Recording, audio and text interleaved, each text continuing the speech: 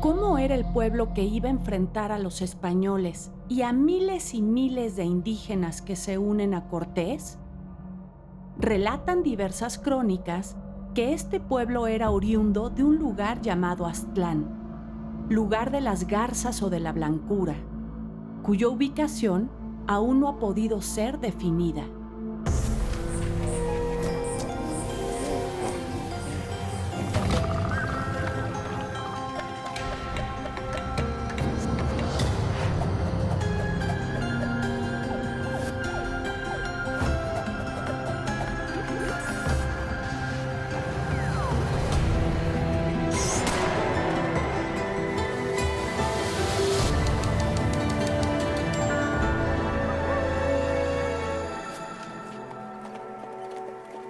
Las fuerzas de Cortés llegan a Tenochtitlan el 8 de noviembre de 1519. Allí son alojados en el palacio de Axayácatl, padre de Moctezuma II, y a los pocos días, este tlatoani es hecho prisionero. Cortés es avisado que el gobernador de Cuba, Diego Velázquez, ha enviado una flota al mando de Pánfilo de Narváez para capturarlo, pues había desobedecido las órdenes haciéndose a la mar.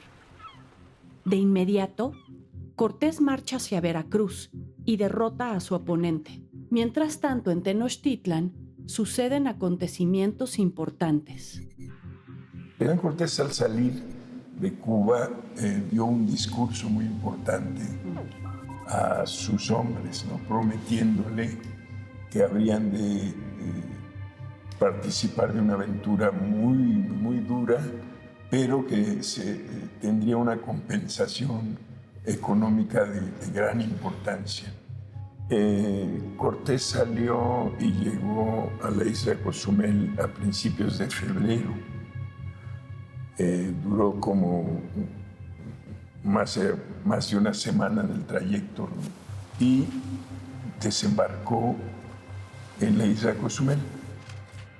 Y encontró vacío Cortés, todos se habían escapado al monte todos por miedo.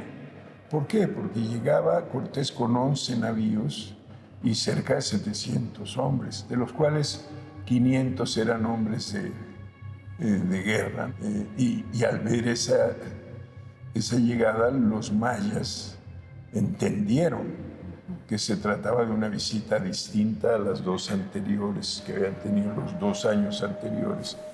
La de Grijalva inmediatamente en el 18, en el 1518, y la de Francisco Hernández de Córdoba en 1517. Entonces Cortés en Centla recibe el regalo de 20 jóvenes mujeres que les da el cacique del lugar llamado Tapscop, según algunas fuentes regionales, ¿verdad? De donde viene el propio nombre de Tabasco, Tapscop. Y entre esas 20 mujeres viene nada menos que la famosísima Malintzin. Ya con la alianza ya va un contingente de guerreros acompañando a Cortés y llegan hasta las cercanías de Tlaxcala y ahí los recibe Xicoténcatl el Mozo, que es un representante de uno de los grandes dirigentes de la República de Tlaxcala. Y entonces Xicoténcatl recibe de guerra a Hernán Cortés y es una batalla. Casi muere Cortés en esa batalla. Impresionante, claro. Sí. Es casi la mitad de su grupo, que eran cerca de 750 agentes, mueren ahí. Y además, uno de los guerreros de Xicoténcatl, con su macuahuitl, degüella un caballo. Le corta la cabeza a un caballo. Debe haber sido impresionante, sí. Bueno, entonces la conseja de que eran grupos cercanos a Quetzalcóatl, a las divinidades, ahí acabó de venirse abajo, porque los tlaxcaltecas momentáneamente están enemistados con los de Cholula. Y entonces, cuando Cortés les dice a los tlaxcaltecas cuáles son sus propósitos y que quieren ir contra Tenochtitlan, bueno, los tlaxcaltecas son enemigos seculares de los mexicas, le dicen que sí, que se van a aliar con él, pero le piden los tlaxcaltecas para demostrar la fidelidad de su alianza a Hernán Cortés, que proceda contra los de Cholula. Y Cortés llega y hace una matanza. Y es la primera gran matanza. Es una primera gran matanza que hay cerca de 6,000 muertos. Sí. ¿Por qué los mata? Pues es un aviso militar para Tenochtitlan. Y Moctezuma, yo estoy seguro de que en el momento mismo en que sabe, número uno, que Cortés tiene una traductora y que ya no es un mudo en Mesoamérica, sino que se puede comunicar en maya y en náhuatl, se entera de la matanza de Cholula, obviamente que se da cuenta que lo que ocurrió en Zempoala y se repitió en Tlaxcala, en términos de la alianza, se va a repetir a lo largo de toda la ruta de Cortés hasta llegar a Tenochtitlan. Esto está consignado en el lienzo de Tlaxcala que resguarda la biblioteca del Museo Nacional de Antropología, un códice donde está pintado cómo combatió Cortés con cada uno de los reinos pequeños por donde pasó hasta llegar a México Tenochtitlan y el choque, el contacto con Moctezuma Xocoyotzin. Moctezuma es un personaje que en el plano de la historia universal tiene una singularidad enorme. Primero, es un hombre que no conoce la rivalidad en el sentido de que no hay otro que pueda competir con él en términos militares. Es un hombre extremadamente poderoso, es un monarca de poder absoluto. Cuando observa que Cortés tuvo la posibilidad de la alianza desde Zempoala en Veracruz y que la alianza continuó nada menos que pasando por sus grandes enemigos los tlaxcaltecas, Moctezuma se da cuenta de que está vencido. Pero eso da pie para entender cómo la figura de Moctezuma, por el hecho de haber sido tan poderoso, fue la única fuente que tuvimos para saber el entrecruzamiento de las dos civilizaciones, la occidental, cristiana, europea y la mesoamericana. Y la conquista es esa, el vencimiento de la ciudad. El resto no. El resto que fue el expansionismo europeo de la corona europea por todo Mesoamérica, hasta llegar al mundo maya, que es el mundo que se resistió más para la llegada de los españoles y lo que fue, digamos, sometido al final, hasta el final, la resistencia. Y sí hubo una resistencia indígena perdurable entre los grupos mayas.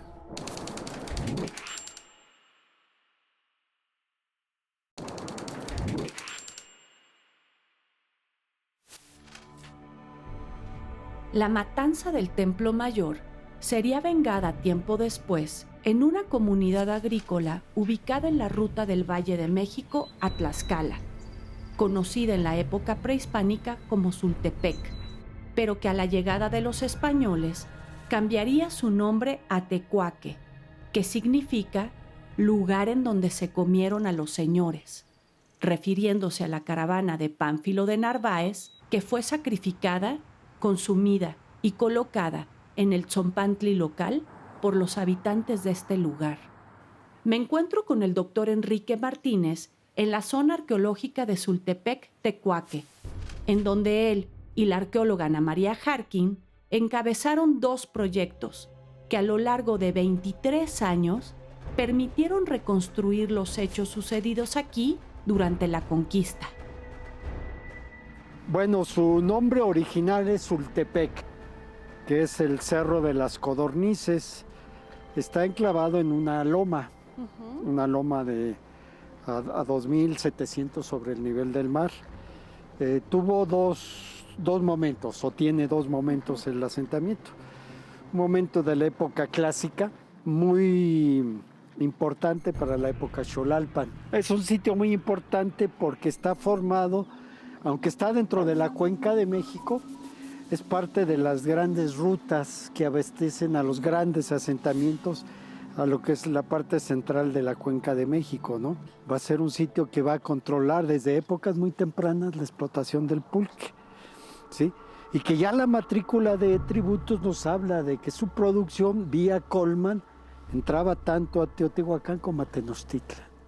¿Sí? Entonces su fuerza, su grandeza va a estar relacionada con el pulque. Y es en ese momento, en el periodo posclásico, que el sitio adquiere una gran importancia con Mayahuel. ¿Sí? Tenemos la presencia sacrificial de Mayahuel, tenemos vasijas de Mayahuel que son únicas hasta este momento, que nos hablan del crecimiento del maguey en sus diferentes etapas. Es un sitio amplio, es un sitio que no tenía pues elementos militares, es un sitio dedicado a la agricultura. Ya para 1519, cuando ya llegan los hispanos a Mesoamérica, se empieza a hablar de la subida de los españoles, ¿no?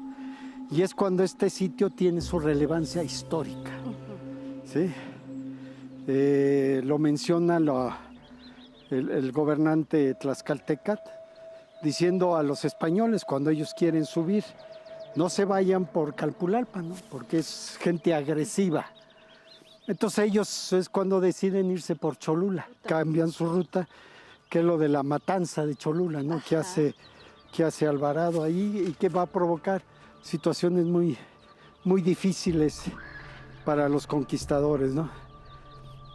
Sucede lo de Cholula, ellos llegan a Tenochtitlan y el rey de Texcoco, que es Cacamatzin, los va a recibir. ¿Sí? Los recibe junto con Moctezuma en el famoso abrazo que se dan en Iztapalapa. Dentro del proceso se entera Cortés de la llegada de Pánfilo de Narváez a Costas, pero eso ya lo sabe primero Moctezuma. Él se entera primero por el tipo de correos que ellos manejan. Entonces le permite a Cortés salir, dice, le abro los caminos. Entonces él sale con gente para enfrentarse a Pánfilo de Narváez, porque él se entera de todo lo que va a pasar, de todos los sucesos. Entonces le abre los caminos, se dice que pasa por aquí, pero no le hace nada, no tiene libre los caminos hasta llegar a Zempoala, que es donde está ya Pánfilo de Narváez.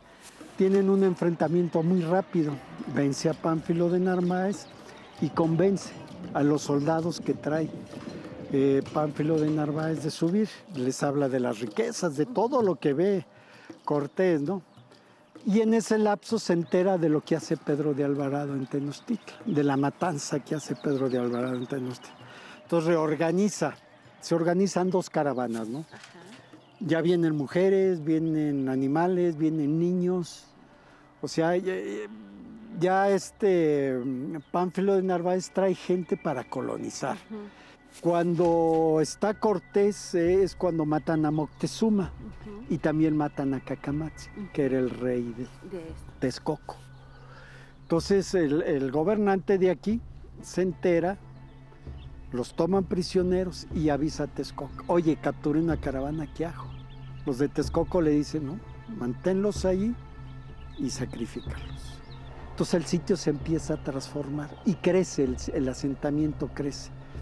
Principalmente se transforman las estructuras principales, se les cambia la fachada y empiezan a hacer los eventos. No los sacrifican a todos en un momento, sino los van seleccionando de acuerdo a sus deidades. ¿Y qué otros dioses están involucrados? Bueno, está sobre todo Huitzilopochtli, ¿sí? El Zompantli que nosotros encontramos, que es uno de los mejores conservados, está dedicado a Huitzilopochtli, ¿no? A la fiesta de Panquetzalistli. Entonces es el templo principal, ¿sí? Ahí nosotros vamos a encontrar el Zompantli. Fue el primer elemento en las excavaciones que nosotros hicimos, el haber localizado el Zompantli. La característica de este Zompantli es que, bueno, los que nosotros encontramos fueron 14 cráneos. Creemos que fueron 16. Ya 2 de ellos se han de haber perdido. Y va subiendo de abajo hacia arriba. ¿Sí? Van subiendo en diferentes momentos. Ya cuando llega a la parte superior ya son guerreros. Lo importante de este Zompantli es la presencia de mujeres. Mujeres hispanas, mujeres españolas. Hay 5 mujeres españolas. Hay una mujer maya y hay una mulata. Entonces hay una selección. Sagún dice que a las mujeres que son sacrificadas en el Tzompantli estaban embarazadas, porque se les considera guerreras. Sí. Sí, entonces posiblemente las que aquí estaban depositadas posiblemente eran Como embarazadas. las Iguateteotl, ¿no? Exactamente. Y son mujeres jóvenes. Están entre los 18 o 25 años. O sea, es el promedio de fertilidad de la mujer. Son seleccionadas, son sacrificadas en la parte superior. Todavía tenemos el de sacrificio, la piedra de sacrificio. Sus cuerpos son tirados. Se los lleva a la gente que los tenía prisioneros, a las familias que los desmiembran, se comen parte de ellos y los restos óseos los meten en cal para evitar la putrefacción.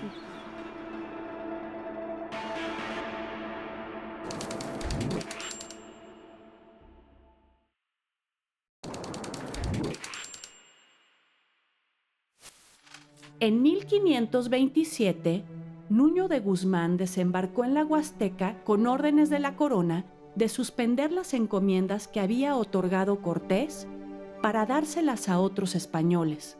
También organizó exploraciones al norte para descubrir minas, pero al no tener éxito, impulsó la captura y venta de indígenas. Me dirijo hacia el Cerro del Teúl en Zacatecas, donde la arqueóloga Laura Solar y el arqueólogo Peter Jiménez, junto con su equipo de investigadores, han localizado restos del paso de Nuño de Guzmán por esta región. Bueno, este es un lugar muy interesante para poder estudiar a los sistemas sociales a distintas escalas. A una escala de sitio, a una escala regional y a una escala, digamos, macrorregional. Precisamente porque es un sitio que tuvo una ocupación muy larga. Entonces aquí vamos a encontrar desde vestigios de principios de nuestra era hasta el momento del contacto.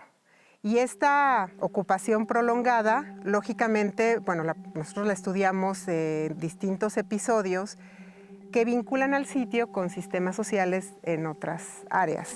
Para construir los centros ceremoniales, sabemos que lo que nosotros conocemos actualmente como zonas arqueológicas, la mayoría de ellas fueron centros ceremoniales en el pasado. Desde luego también se ejercieron en ellas, en estas ciudades, pues otras funciones políticas y administrativas, pero en su mayoría el emplazamiento y la distribución de sus conjuntos arquitectónicos responde a una cosmovisión y a una idea de lo que era óptimo para un emplazamiento desde el punto de vista ideológico y sagrado. Para los antiguos, las montañas en sí eran elementos sagrados, forman parte de mitologías muy antiguas, donde, por ejemplo, las montañas fueron elementos que ayudaron al sol a subir al firmamento en el primer amanecer del mundo. Son leyendas que todavía, o mitos que todavía conocemos a través de las fuentes históricas, etnohistóricas y también etnográficas. Apoyándonos en estas narrativas, entendemos por qué para los antiguos era muy importante ubicar sus centros ceremoniales sobre estas elevaciones y también la traza de ellos con ciertos elementos arquitectónicos replican de alguna manera estas historias de creación o estas historias de cómo el equilibrio del mundo es importante para que pueda la humanidad sobrevivir y otra serie de mitos que forman parte importante de la cosmovisión indígena. Estos vestigios de la tradición de tumbas de tiro datan más o menos de los inicios de nuestra era. Estamos hablando que fue hace 2000 años que en esta región ya estaba instaurada la práctica agrícola, los vínculos no solo con el occidente, sino con redes mucho más extensas. Y efectivamente, aunque eran comunidades todavía pues discretas, formaban parte de sistemas sociales más amplios. Lo que tenemos que tener siempre presente es que cuando estudiamos un sitio arqueológico estamos estudiando los restos de asentamientos muy grandes.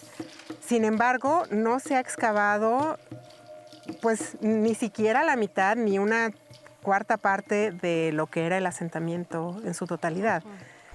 En algún momento encontraremos pues evidencias de esa época y entenderemos mejor. Sin embargo, sí tenemos algunos materiales que, por ejemplo, reproducen iconografía teotihuacana. materiales que también se encuentran en otras áreas del sur de Zacatecas, como es el Cañón de Juchipila, y que nos permiten saber que en ese periodo la región participó de estas redes también, que en aquel tiempo estaban encabezadas por las sociedades del centro de México. De hecho, el desarrollo de algunos centros ceremoniales hacia la parte norte del estado también se vincula con este macrosistema económico que fomentó Teotihuacán, ¿no? Que ha sido la ciudad más importante o el sistema social más importante del México antiguo. Este juego de pelota tiene dimensiones regulares a los juegos de pelota mesoamericanos. Aquí encontramos dos etapas constructivas. Hay tipologías de los conjuntos arquitectónicos del juego de pelota, pues que nos ayudan a ubicarlos cronológicamente. La primera construcción fue más o menos en el periodo, como en el siglo X después de Cristo, y luego hubo una reestructuración hacia el siglo XI o XII de nuestra era, lo que comúnmente se conoce como el posclásico temprano, y que es el momento de apogeo del sitio y de la red occidental que conocemos como Aztatlán. Es también la época en la que Mesoamérica está cuestionado en un sistema enorme, el más grande de su historia, que llega desde Chichén Itzá hasta el suroeste de Estados Unidos.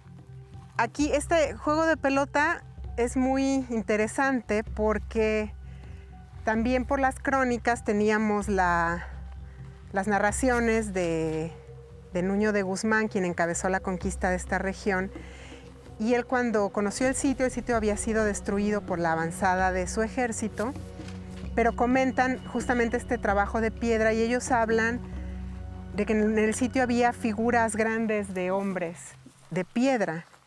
Cuando nosotros llegamos aquí no sabíamos a qué se referían estas crónicas, pero durante la excavación de este espacio, todo esto solamente se veían en la superficie dos pequeños montículos porque todo esto estaba cubierto de tierra. Cuando fueron quitándose las capas de tierra, se encontraron justamente caídas frente a estos orificios, dos esculturas de piedra que representan individuos, y ahí fue donde supimos que a eso se referían las crónicas de Nuño de Guzmán. Te las muestro porque además con estas esculturas pudimos entender que los antiguos reprodujeron en este espacio uno de los mitos más importantes de la cosmovisión antigua, que es el de los gemelos divinos. Durante las exploraciones del juego de pelota encontramos estas dos esculturas, como te comento, estaban caídas, retiradas de su lugar original.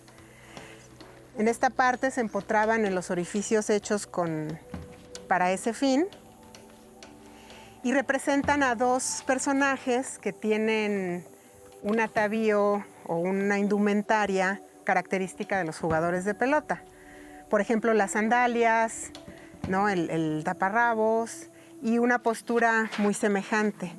Lo que las hace diferentes es que una de ellas fue trabajada de modo que su cabeza se puede quitar y poner. Encontramos la cabeza aparte. La otra fue tallada en una sola pieza. También encontramos los fragmentos de la cabeza. Esta se rompió pues durante el episodio de destrucción del sitio, en el momento del contacto. La Guerra del Mistón marcó el inicio de la conquista de las extensas tierras del norte y posteriormente grupos cascanes y zacatecos se rebelaron ante el despojo y crímenes de que fueron objeto por parte de los encomenderos y capitanes españoles.